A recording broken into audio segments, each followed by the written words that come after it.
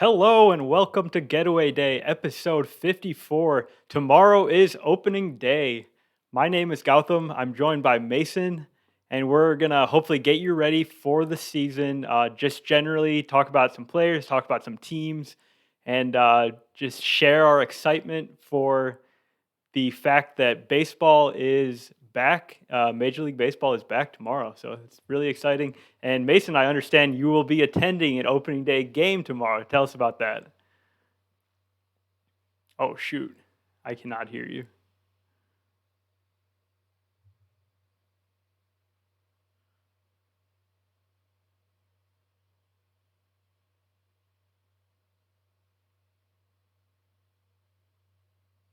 I don't know. I got no audio here.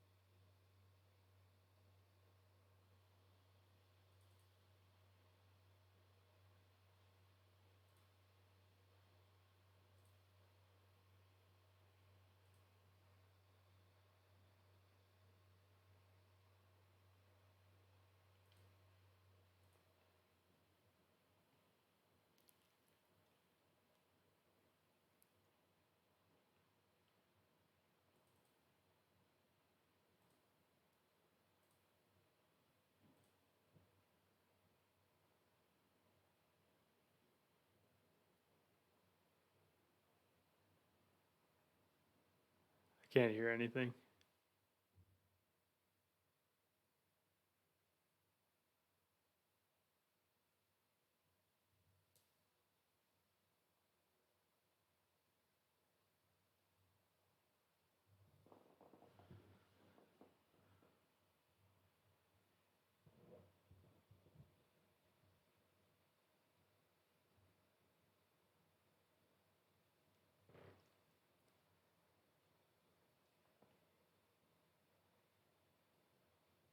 Nope.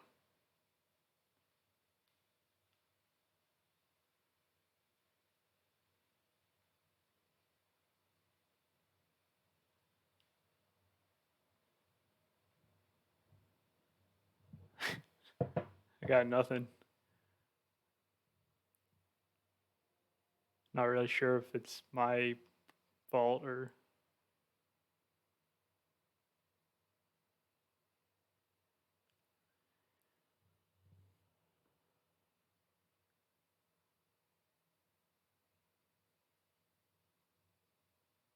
How about now? Can you hear me now? yes, I can. All right, we'll go from the iPad. Huh. So, okay. Yep. Sorry about the technical difficulties there. The laptop situation is a bit interesting from over here in the St. Louis area. My laptop died, so I'm trying to borrow one that's equally as old as mine. So um, let's go ahead and just start from the top. That sounds good. Hello and welcome to Getaway Day, episode 54. Opening day is tomorrow, and we are going to break down everything about getting ready for this season, embark on this 6 month plus journey of baseball. We're very excited that baseball is back, and I understand you're going to be attending an opening day game tomorrow, Mason. I am. So my cousin and I are going, or Derek, who participated in our first Jeopardy game a couple of months back. He and I are going to our first opening day game ever. I think both of us have been to an opening series before, but never actually opening day. So we're planning on heading over sometime early in the morning. I think festivities start at like 10 a.m. For a 3 o'clock game. And then gates open at noon. We're going to watch batting practice from both teams and then get to see the Clydesdales, the Hall of Famers, all the players come in on trucks. St. Louis does it big and they do it right, and it is going to be fantastic. Add on to that all of the kind of storylines from the Cardinals for this season, and it's going to be a good time. Yachty and Albert are going to be riding around the track for the very last time for sure. Wayno, a lot of people are saying that this is his last go around, but he himself has not confirmed that. So it'll be a good time. How's the weather looking for tomorrow? That is a good question. 51 degrees, sunny. That's not bad. Kind of cloudy, but Much we're better than not supposed to get Chicago. rain. So, Chicago has the most miserable opening days ever for weather. I Oh, mean, yeah, Chicago really doesn't have the best weather for like the first month and a half, and then the last month and a half, and then for part of that middle section. no, the middle section's great. Summer in Chicago, there's nothing I better. mean, sometimes it's a little too windy for me That's if a it's you blowing problem. in. That's a you If it's problem. blowing in, Getting too picky. if it's blowing out, we're good to go. Well, But yeah, that's going to be super exciting. Albert Pujols back in the fold, along with Yachty and Wayno, perhaps in their final go arounds. I won't believe that Yachty's actually retiring until he actually does it. I actually have more faith in Yachty retiring this year than I do in Wayno by a lot. Because I think Wayno still I think he still wants to compete, and he's been performing at a pretty high level again here the last couple years. 2020 and 2021 for him have been just a complete rejuvenation. He's not even remotely the same type of pitcher he was when he was young. He doesn't have 95 on his fastball. He's got maybe 90, 93 on a great day, but those are rare. But just seeing him pitch is awesome. So him getting the opening day start, Albert being the DH, Yachty and Wayno getting really, really close to that magic 321 starts together to set the record for most prolific battery in history. I think they're in third right now. They got to get like 21 more starts. So I'm Yeah, excited. super exciting stuff, and go Pirates. Uh, So you don't get to go to Wrigley for opening day or to wherever the Cubs are playing. Are they playing they're at home? playing at Wrigley, tomorrow. Yeah.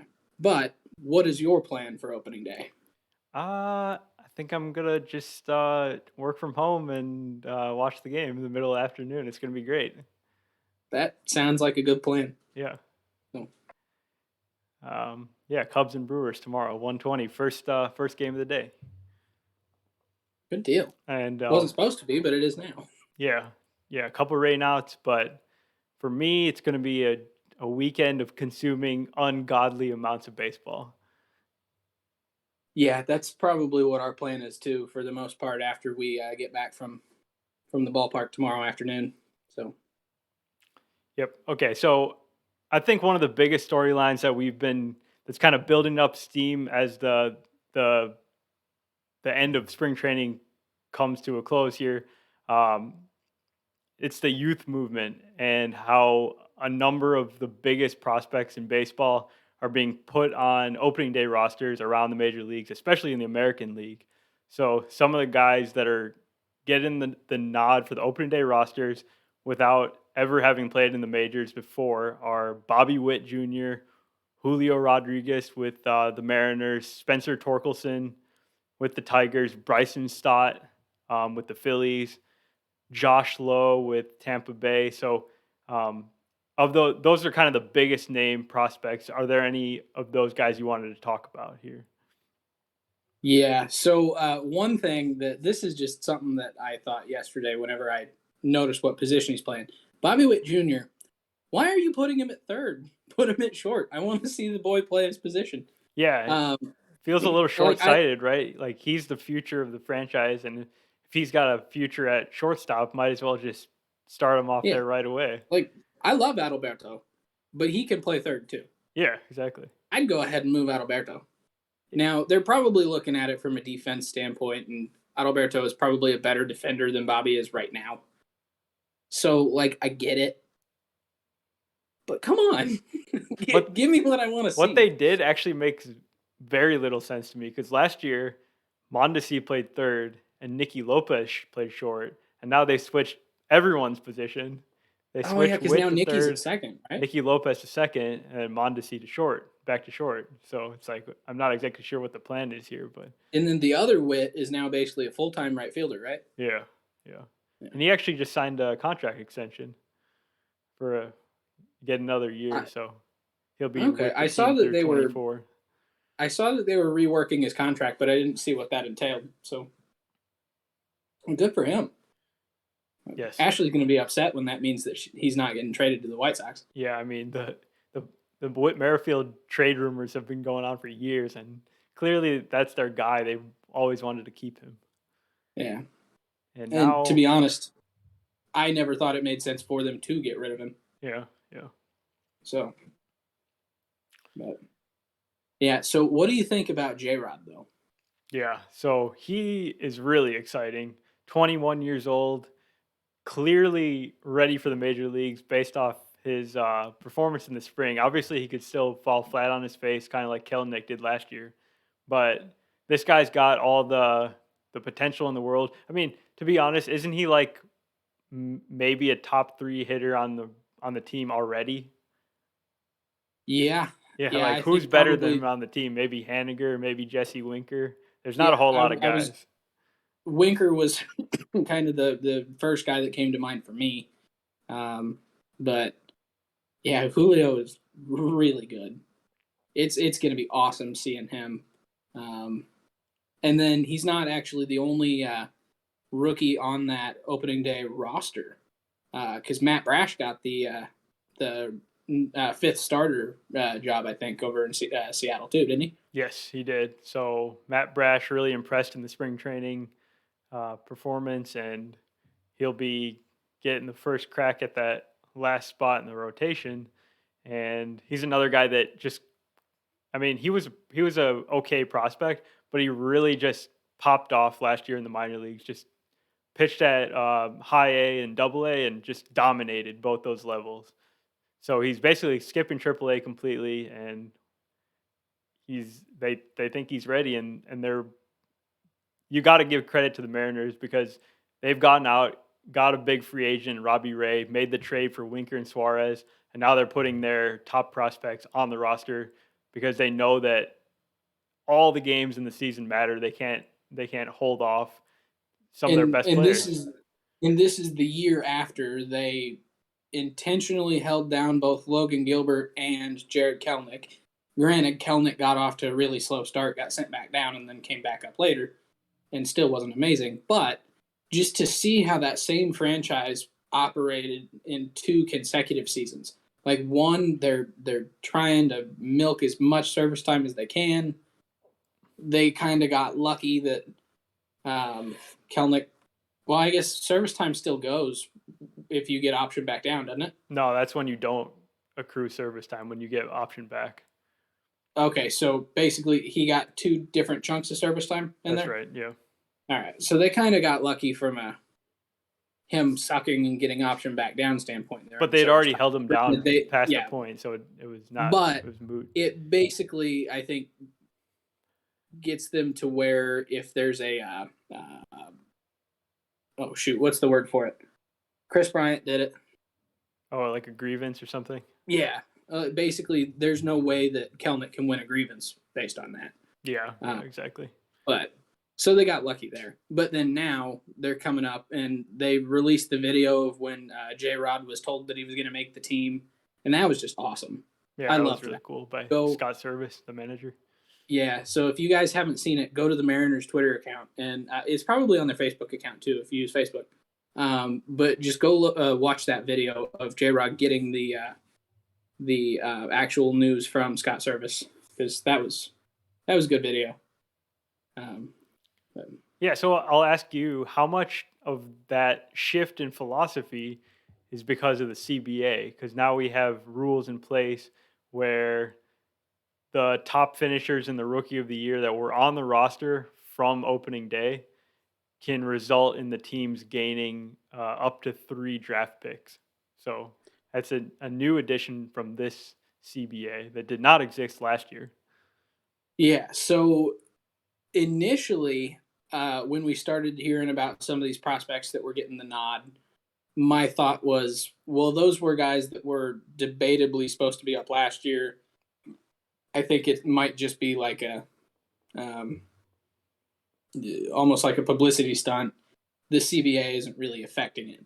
But then the list grew from Bobby Witt and like Torkelson, um, all the way up to guys like Julio, guys like Hunter Green, Nick Lodolo, who is not technically on the opening day roster because he's going to pitch game 6. So they're not technically putting him on the roster yet, but he's essentially on the opening day roster. He's already been like stated as he's getting this game before the season starts. So I would count that personally. But I And then guess you for get this exercise, it wouldn't really count because he wouldn't make them eligible for that pick.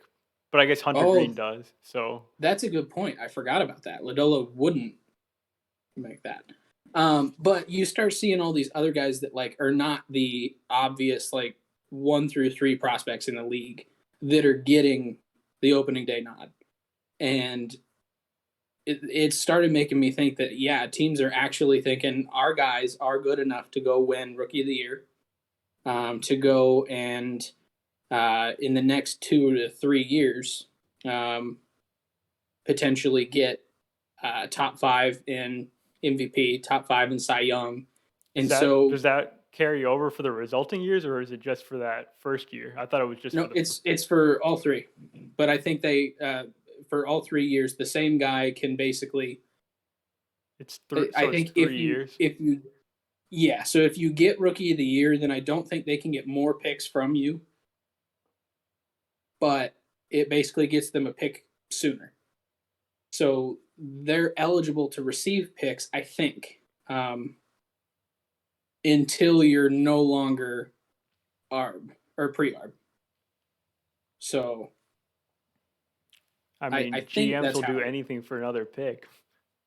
Yeah, and so if they're incentivized to, if you think this guy is going to be top 5 in MVP or Cy Young within the next 3 years, put him on the opening day roster because you will get a pick if he's top 5. So, and then if they also happen to get Rookie of the Year, you get a pick sooner. So I definitely think it's impacting it, and I'm really enjoying this change. Um, I was skeptical when it was originally announced that it was actually going to change anything, but Yeah, whatever puts the best players on the field for as long as possible is a good change, and it looks like we're seeing that now. So hopefully it continues in future seasons, even when there's not maybe a whole bunch of these elite prospects all at the same time. But I don't know. I feel like it's a good way to go. Spencer Torkelson though, how about his addition to the opening day roster for the Tigers? oh my god, I love that. So he's going to be the starting first baseman. Miggy will move over to the DH, and Torque is probably one of the absolute best, just like hitting prospects we've seen in years. Not quite Vladdy level, but like he's probably that very next tier after Vladdy when he was a prospect. This guy can mash, and they're not even trying to put him at third base like they drafted him as a third baseman. So thank goodness on that. Um, I kind of want to talk a little bit about a guy who didn't get an opening day nod on that same team, but not for any nefarious reason, and that's Riley Green. Yeah, tough break. Because he was basically supposed to get the opening day nod. I think he had probably been told he was going to make it, and then he fouled the ball off his foot and broke his foot. Yep. So he's He'll going to be miss out the beginning of the 6 to 8 season. weeks. So hopefully he recovers quickly from that, and he'll be on the Tigers soon enough, sooner than later. Yeah, but And just to so I definitely think there's going to be a little bit of a um, like people aren't going to forget about Riley Green by any means. Like it's going to be pretty impossible to do that, but we're so psyched to see all these players that do get to be on the field that I almost wonder if people are going to later on down the road ask why didn't Riley Green make that opening day roster?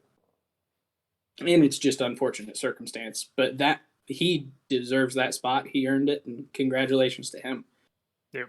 So And the Tigers are another team that are really in that same boat with the Mariners, where they did a lot this offseason as well to improve the team. They kind of overachieved last year, and now they go out and they get Javier Baez. They go get Eduardo Rodriguez.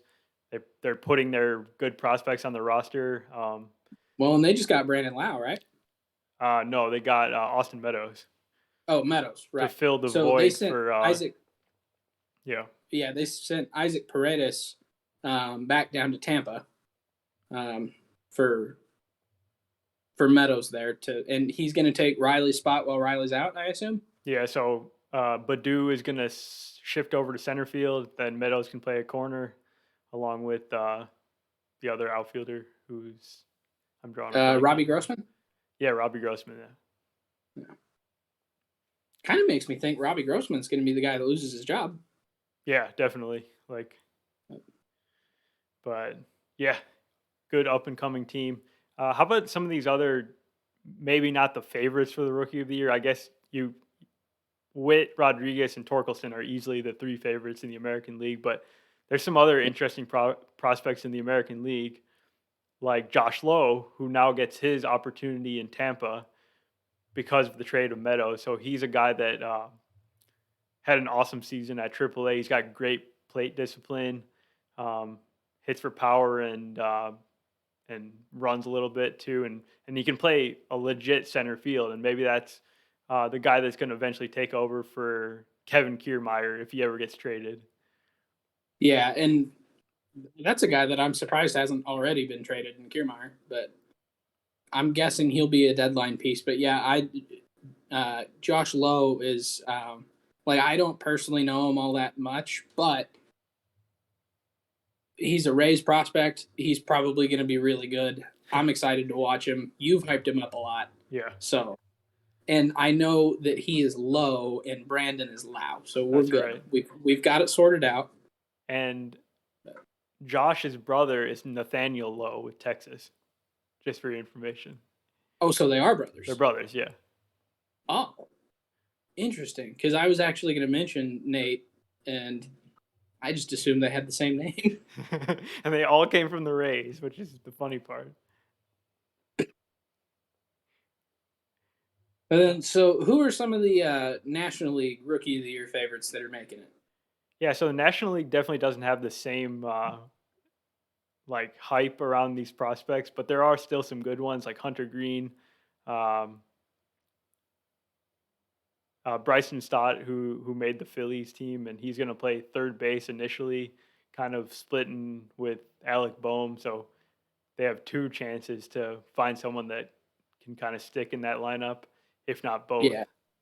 And then if they both take off and for some reason Didi is struggling against one side, then they'll probably platoon Didi and just kind of work all three in the lineup too. So they have a lot of options there with both of those prospects. So should be exciting to watch. Stott is really good. Yeah. Bryce loves him. Yeah. Is he from Vegas? Maybe. I'm not sure. Because I was trying to figure out why, if Bryce just knew him from being in the organization or what. But I feel like there's some other connection. It may be the Vegas thing. Yeah, that's kind of what I thought it was too. Let me just pull up his. I'm trying to pull up his baseball reference page. Where is it at? Baseball reference. Here we go. Sorry, I'm trying to do this from my. Oh, he doesn't have a baseball reference page because he hasn't actually played in the majors yet. Crap. That's awkward. He is from. It doesn't say. This is awkward. Tangent that went nowhere. Gotta love him.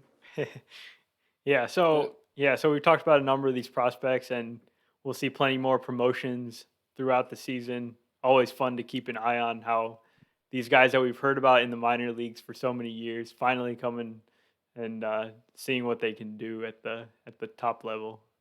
So there's actually one more guy I want to talk about here. And I want to talk about him because he didn't get an opening day roster spot. And it's ridiculous that he didn't. and that is O'Neal Cruz with the Pirates. So this monster of a human being. He's 85 feet 7 inches tall, 8 million pounds of pure muscle. I think I have that right, don't I? That's yeah, give or take. Or like he's what 6'5", 260 or something. I think he's 6'7". Yeah, he's a monster of a human being, and he's a shortstop prospect for the Pirates that just absolutely crushes baseballs. And he was playing well in spring. The Pirates absolutely suck. And their opening day shortstop is Kevin Newman. And then they did actually bring up Diego Castillo onto the opening day roster, but he will be on the bench. And he's also a really good prospect, shortstop prospect for the Pirates. But it just, it kind of, the whole situation was weird to me. I do Because think they announced. I will defend the Pirates a little bit on this one, actually, because O'Neal Cruz only played like 10 games or something at AAA in his career, and they are saying that they want to try him out in the outfield, but I feel like they could just do it at the major league level. They're basically a AAA team themselves. Yeah, like I guess the one thing that it gets me is I get to go up to Indianapolis and watch them try and learn the outfield there. So maybe I'll do that, but I'll hit up Matthew and we'll go watch a couple games. But yeah, I still think he probably deserved a spot on the opening day roster. And at a minimum, if he still didn't, they shouldn't have done Diego Castillo dirty and announced him 5 minutes after Julio Rodriguez was announced. Because it's like everyone was like when you are scrolling through Twitter, you're seeing mega prospect making opening day roster after mega prospect after mega prospect, and then the Pirates do the exact same style of announcement, and so you're like, oh my god, they decided to bring up Cruz after all. Nope, Diego Castillo, and it's like you were just ruining this guy's week because he's like, I'm not Julio, Yeah. but oh well. I'm not a PR person, so what do I know? No, I don't think the Pirates are either. So That's fair. They need to hire the Reds' social media people. okay, so switching gears a little bit to just some more kind of logistical things that were caused by the lockout. So only about 3 weeks for the ramp up. I'm a little worried about pitchers specifically because usually, like at the 3 week point in spring training, you kind of hear about pitchers hitting that dead arm phase. Maybe they're going to all hit it now in the first week of the regular season. We might see a huge spike in injuries right away. Yeah, it's definitely going to be weird. We had a similar spring training style in the COVID season, right? Yeah, Um, yeah. and I don't remember how that turned out there for the first couple weeks of the regular season, as far as pitchers' arms. But I don't know. It's definitely concerning. I think a lot of teams are going to 6-man rotations right now anyway, so I think that'll help. Because I know teams like the Angels for one, because Otani, and then is it is Tampa doing a 6-man? Uh, I don't know. There's a handful of teams that are, and for some reason I had them in my head and now I'm blanking on them. Yeah, there's definitely teams doing 6-man rotations, and then I think right away a lot of these teams are going to be really limiting the starters and relying on the bullpens, which they can do initially because there are 2 extra roster spots for the first month of the season. So a team like the Yeah, Dodgers actually, they're starting their season with just a 3-man bench, and they're going with the 16-man pitching staff for their first series in Colorado.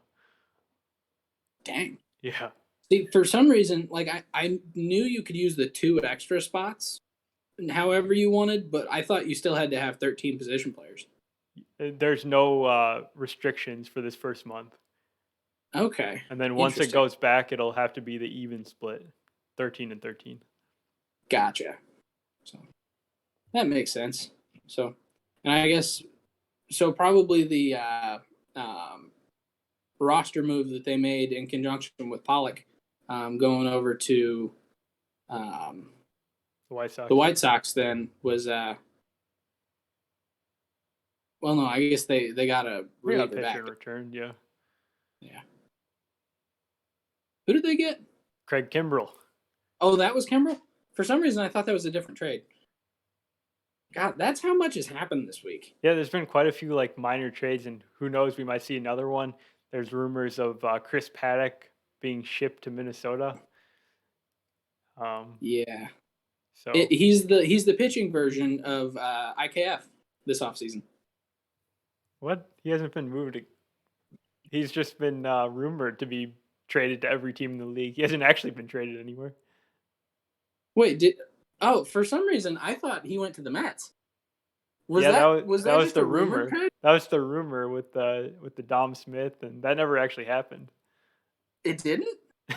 Wait, so Hosmer is still on the Padres? Yes, yes. I'm so confused. I actually thought about that on my drive over here. I'm Yeah. like, I don't know if that happened or not. No, we talked about that trade so long Oh. that it felt like it was real, but no, that was not actually completed.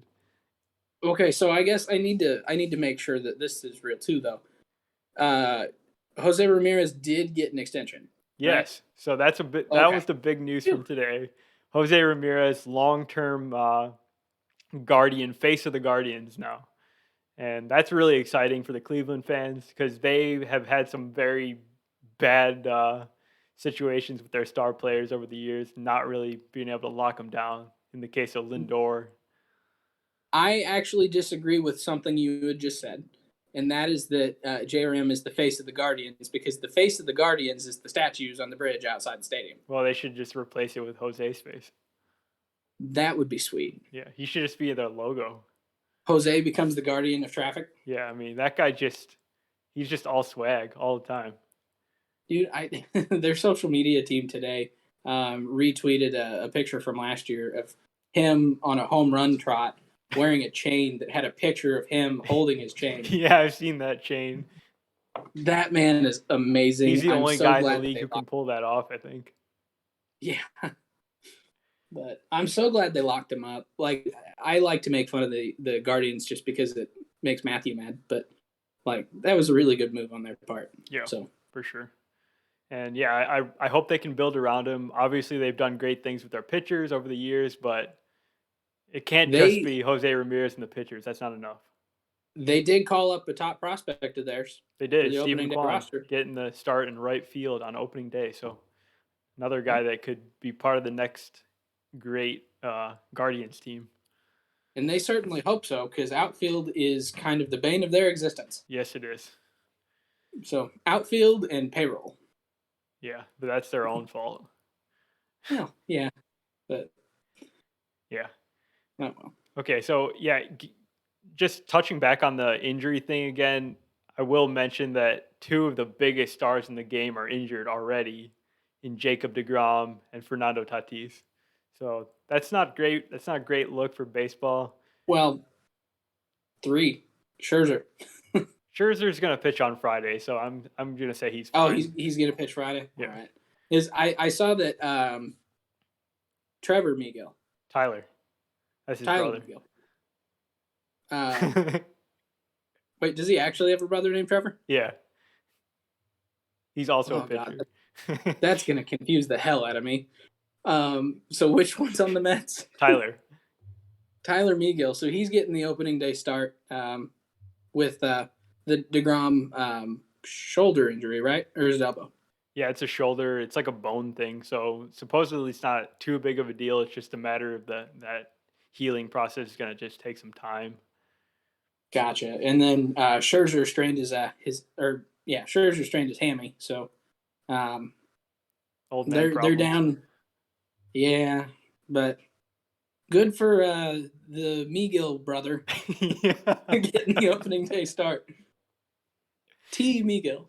Yeah, that's what I'm going to call him from now on. Yeah, we quickly see the kind of the downside that the Mets rotation has. I think we talked about it before, but just like they have a lot of really risky injury guys, and we haven't even talked about Carlos Carrasco and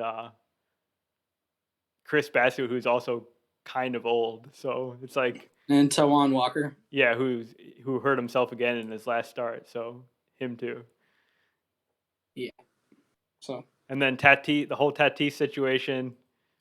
Yeah, I don't even know what to say about that. I don't think there's anything else to say after what we said in the episode last. Was it Monday? Yeah. Yeah.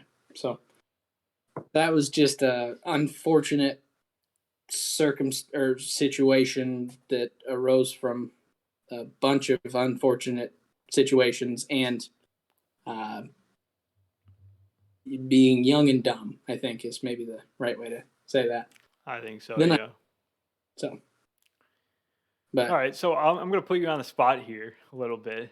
It's not too tough of a question, but what is the team that you are most excited to watch this season? Not the and Cardinals. I was gonna say I'm not gonna choose the Cardinals here.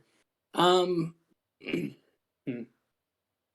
so the team that I frequently answer this question with is the Mariners.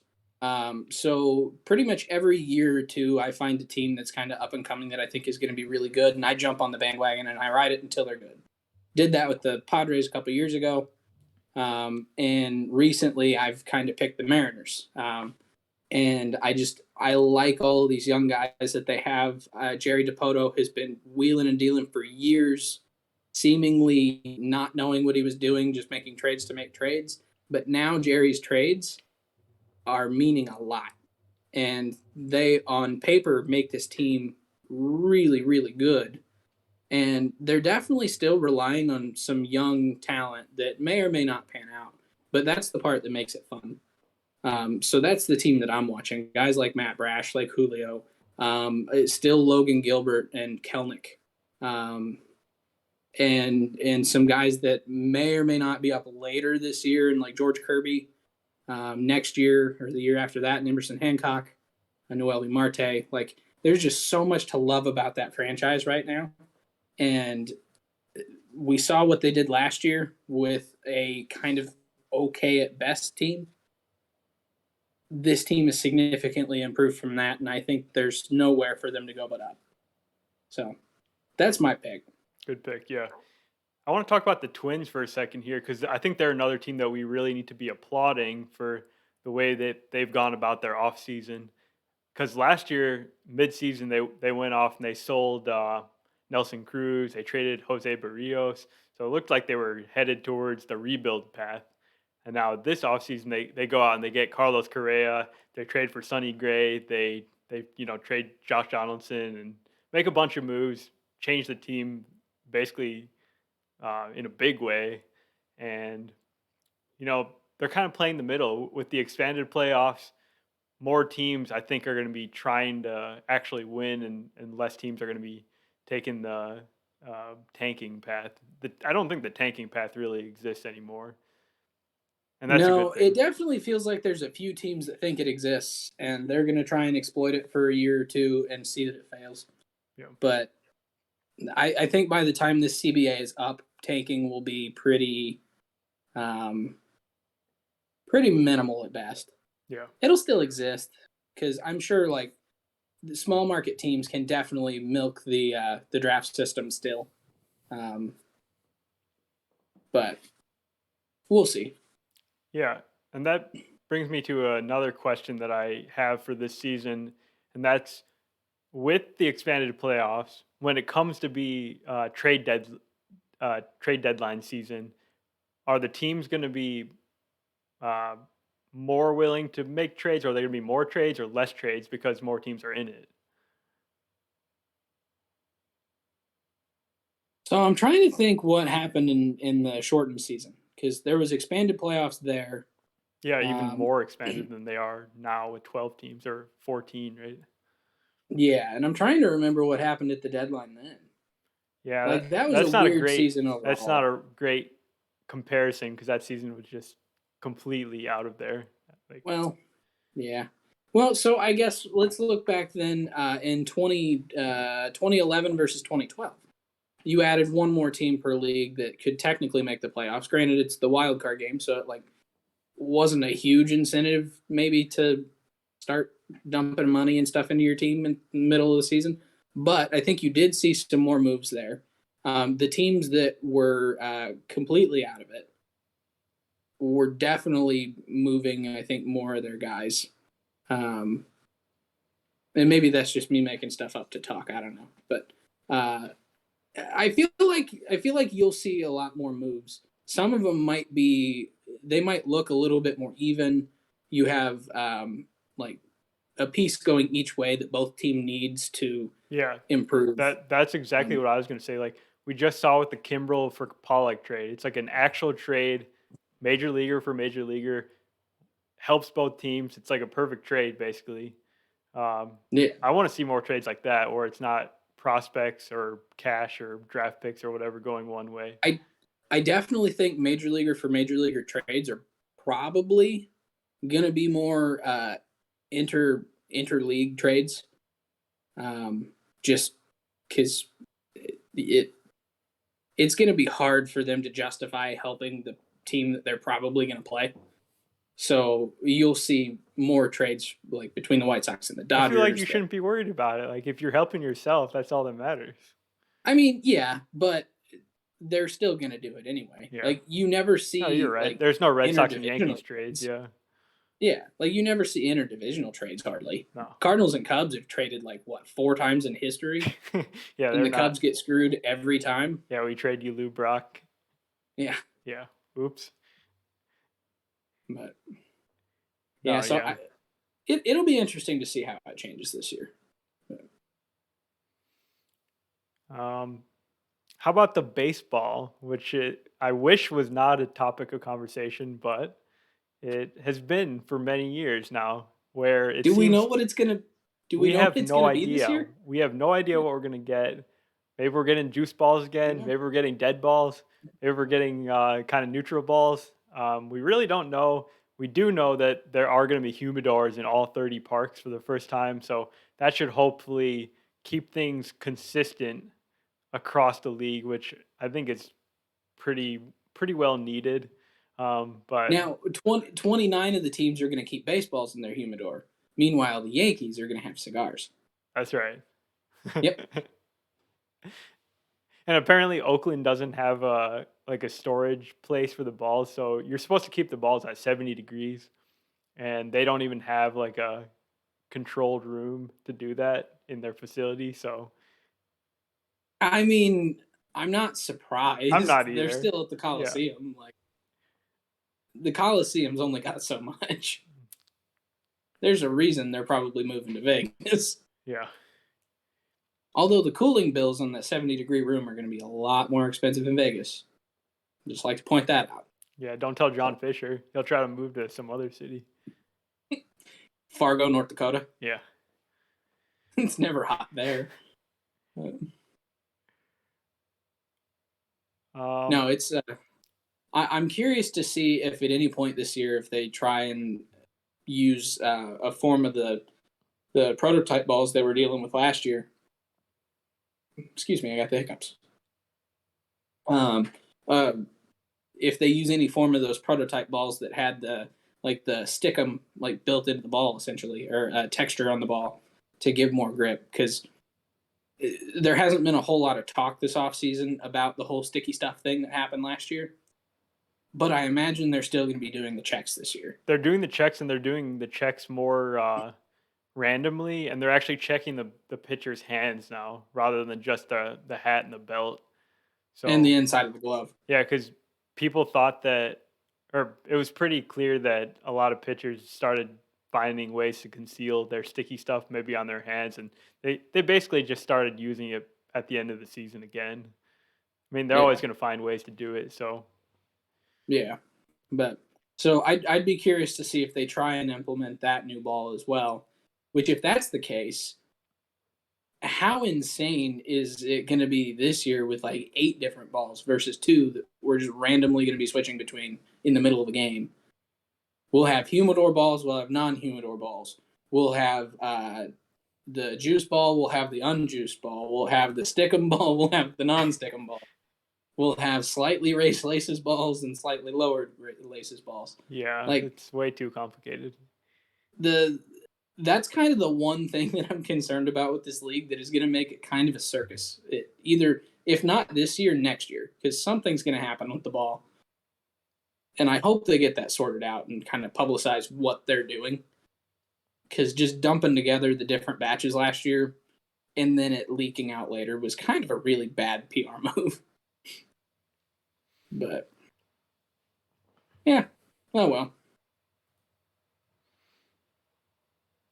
Okay, so let's talk big picture MLB teams and what teams are the favorites to win the World Series this year.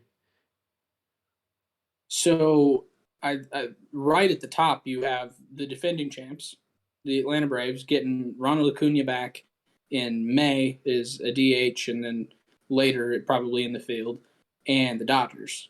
Like those are the two that I think are probably right at the top, right? Yeah, I think so. From the definitely from the National League, those two. Yeah.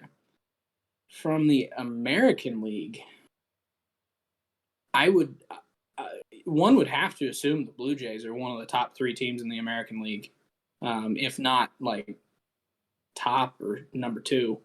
The Rays are probably going to be up there. Yep. Uh, White Sox and Astros probably.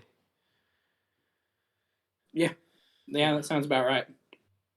So now the question is, which of those six teams is like the favorite? And it's kind of a toss up. I don't know. I know who I want to pick, but I don't think it's them. Yeah, I feel like the Blue Jays they're really good, but they're gonna have a lot of challengers just within their division. I think that AL East is gonna be probably the tightest division between the four teams that are competing. Then obviously the Orioles 10 rungs below them. Yeah, like I'm sure that like I would be willing to uh, guess that Vegas has the Dodgers with the best odds. Yeah, yeah, no question about it. But Let's and talk Vegas then. Home runs. Who's gonna hit the most home runs this year? who's going to hit the most home runs Yeah, this year? if you make that bet. Oh, I do need to place that bet, don't I? Most home runs this year. Who you got? So I kind of like. I placed a bet on Reese Hoskins. Everyone would probably say it's gonna be like Kyle Schwarber, it's gonna be like uh, Castellanos, Bryce Harper. I feel like Reese Hoskins is the forgotten of the four He mashers definitely there, is. and I mean, dude, the dude has like a 6 season long or 5 season long Twitter thread from Cespedes Family Barbecue where they just congrats on the homer, dude, yeah, every time he hits a homer. That is a very, very, very long thread. yeah, I think it's gonna get even longer this year. Yes, it will. Um, I my initial thought was like it would be like a Schwarber or something like that, but That's not a bad pick. it's definitely not. But I kind of feel like it's not going to be someone on the Phillies. Like I could see Vlad leading the league in home runs this year. I think how many did Vlad hit last year? 46, I think. 46. Yeah, I think he cracks 50. yeah. Then obviously you can't forget about Otani, who hit even more last year. Oh, Otani hit 46 I last think he year. hit 48, right? No, I think he had 46 and Vlad had like 44. Oh, I okay. think is what it was. But yeah, I think I'm picking Vlad. I'm never going to bet against Vlad. So probably when I go and actually place my bet, I'll pick someone else. But Yeah, for the value play, you can't just take the favorite. yeah, so Okay, so how about we close things out with one wish for the major league season, whatever it may be. I can one go wish first if you for. want to think. Yeah, please do. Okay, so my wish for the season is that Byron Buxton stays healthy all year and plays 140 or more games. We haven't seen him play even more than like 87 games in about 5 years. So, guy has never really stayed healthy, but in the last 2 or 3 seasons when he has played, he's been unstoppable. Um, I think last year he was on like some 50 homer pace, 11 WAR pace. And he only played like 61 games last year, and he put up 4.2 WAR. That's unbelievable. He's one of handful, like less than five guys in the league that could reach the ceiling that is possible, like a Mike Trout level of excellence that he can put up. And if he does that for a full season, I don't see how the Twins couldn't be right in the thick of the playoff race with Correa and with other guys on their team that they've added. Yeah. Mine is actually very similar. I have an and built into mine, but they have to go together. Like there's no other way. And it's for Mike Trout to be healthy for 130 games of the regular season and the playoffs. And the Angels need to take him to the playoffs for the first time since 2014. That man has played 3 games in the postseason in his career. They lost all 3, and it was in 2014. He is too good to not have any postseason wins on his resume. But I don't want him to just get there and him not really be a part of it either, because he's the best player in baseball. Like we're comparing Byron Buxton to Trout, but Trout's been hurt a lot for the last couple of years. I want to see that man healthy. He's still like a 9-10 WAR player when he's healthy. And him and Ohtani and some of these young guys on the Angels, they could definitely be in that division if they're all healthy. Like I keep talking about the Mariners and how good they're becoming, and we all know who the Astros are. This Angels team can be something special. It just starts with Trout being on the field. Yeah, Trout and Otani got to play in the playoffs like now. Yeah. It's been too long for that team. You got a wish for the season you want to share? You don't have to.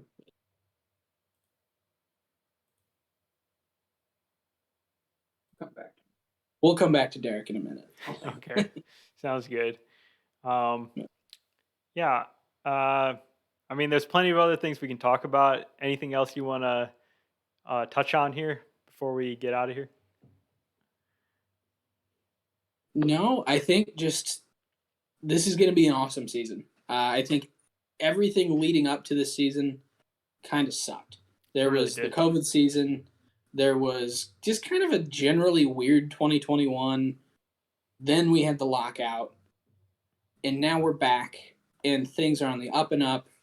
It looks like the whole let the kids play movement from a couple years ago, whenever Fernando was just getting in trouble with the old people. And they did that to try and get people to be like, yeah, just let him be him. That movement is back, and it is renewed, and it is going to be awesome to watch all these young guys play. We're going to get to see more young guys come up that aren't quite that legitimately just aren't quite ready for opening day. Guys like for the Cardinals, Nolan Gorman, Juan Yepez. I'm sure Braylon Marquez is probably like that for the Cubs if he's healthy. And then you guys got who's the other one? Brendan Davis, top prospect. Yeah, Brendan Davis. So we'll get to see some of those guys come up too. So just pay attention and watch the transactions, because I think there's going to be a lot of fun stuff. Some guys you know, some guys you don't. But I'm excited for this year. I feel like this season's really highly anticipated among baseball fans just because of the torture that was the lockout. Like everyone is just ready for some regular baseball back. No? All right. Yeah, so thank you so much for listening today. If you enjoyed the podcast, please subscribe on your favorite podcasting app and YouTube to make sure you don't miss any future episodes. Let us know your thoughts on the YouTube comments, leaving a review on Apple Podcasts or on Twitter and Facebook at Getaway Day Pod. And enjoy the weekend, enjoy the baseball, and we'll talk to you next Wednesday.